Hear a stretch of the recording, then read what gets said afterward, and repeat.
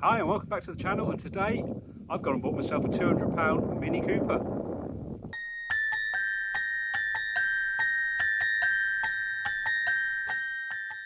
I picked this up from the local salvage auction as a category N non-runner.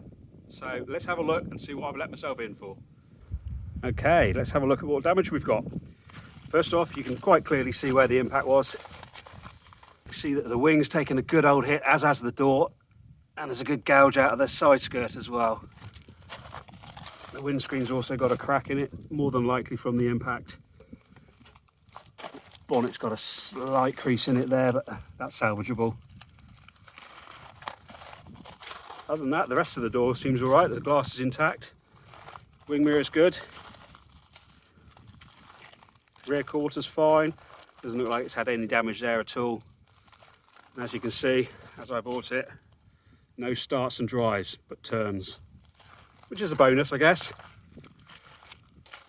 The rear looks all good, no damage here. Looks fairly tidy. It is a 2006 car.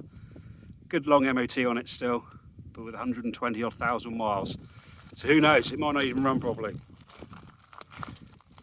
Coming around to the passenger side, all looks fairly straight. Nice looking wheels actually, quite like those. Yep, all looking pretty good from this angle. Good bit of rust on the bonnet here. That'll take a little bit of work, but I'm sure we could repair that, not a problem. From the front, it's all nice and straight, no issues. Okay, so let's have a look inside and look at the interior. There we go, fairly standard affair. Half leather interior, showing its age. It is a 2006 car after all. Smells lovely and musty. Complete with mould, as to be expected, because it's obviously been stood for a while. Good bit of fluff on the seat there. Same on the rear seat. Just needs a bit of a clean up. Although I'll probably take out these seats and we're going to put a little show cage in, I think, because I have a certain plan for this one. Other than that, it looks fairly tidy inside. And we all have a bit of sex wax. Okay, so let's pop the bonnet, or hood if you're American. Let's see if there's any damage underneath. Okay, let's have a look at the front and see if we can see any damage. Right, straight away, the most obvious thing, you can see the radiator. At some point, it's obviously taken a hit. I don't think it's from this impact. Obviously a historic one. As you see, it's damaged up top. It's not even fixed there. Oh, in fact, it just fell out. Okay. Also, the aircon radiator has been pushed in against it, so that'll need replacing, just so we haven't got any leaks, and also it'll look more tidy. Moving on, engine mount appears okay on this side. No cracks, no broken bits. Oh, okay. Where's the strut gone? Oh dear, the strut has sheared right off. You can barely tell from the outside, to be fair. The wheel looks pretty central still, and the strut is still in position. Okay, let's take a look across the other side, see if we can see anything. All looks okay from here. Nothing obvious. This strut's all right. That gearbox mount isn't though.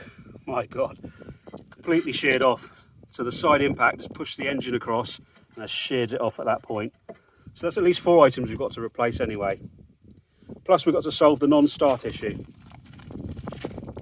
Okay, so the Cornish mizzle's set in. I thought I'll hide inside. And let's have a go at getting this thing started. First off, let's see if we've even got ignition lights. Yes, we have. Half a tank of fuel, happy days. Airbag light off, even better. Engine management light still on. Okay, right, let's try cranking and see what we've got.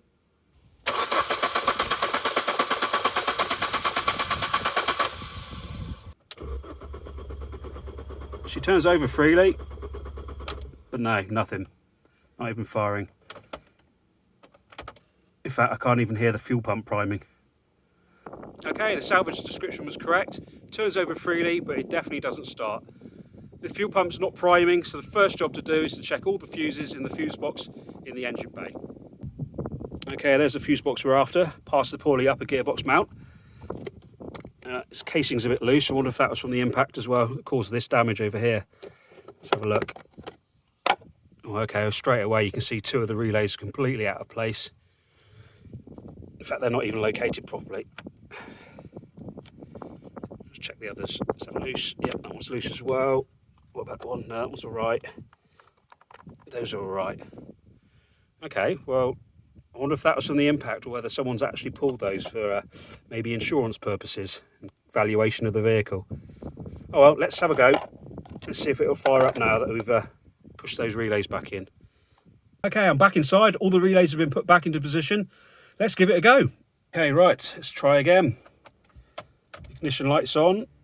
Oh, I can hear the fuel pump priming. Airbag light off. Engine light's still on, but it will be till it cranks. Right, let's give it a go.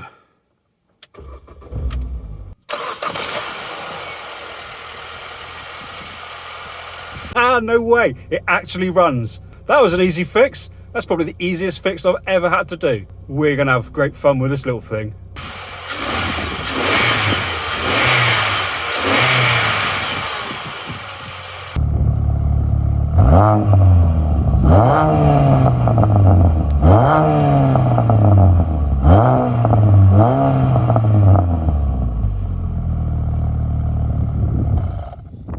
It's actually running really smoothly, isn't it?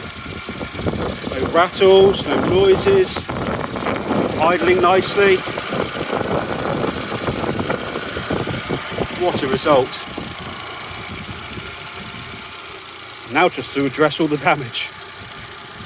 Next job, let's see if it drives, even with that damaged strut.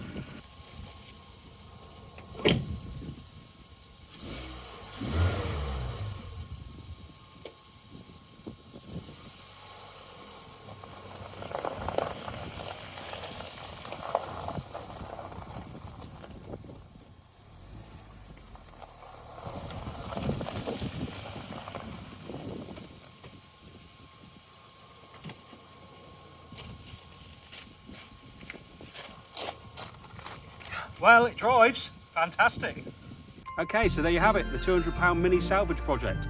On the next episode, we'll investigate the damage and start repairing it. But until next time, please comment, like, or even subscribe. I wish you all a Merry Christmas. I'm off to celebrate and grab a beer.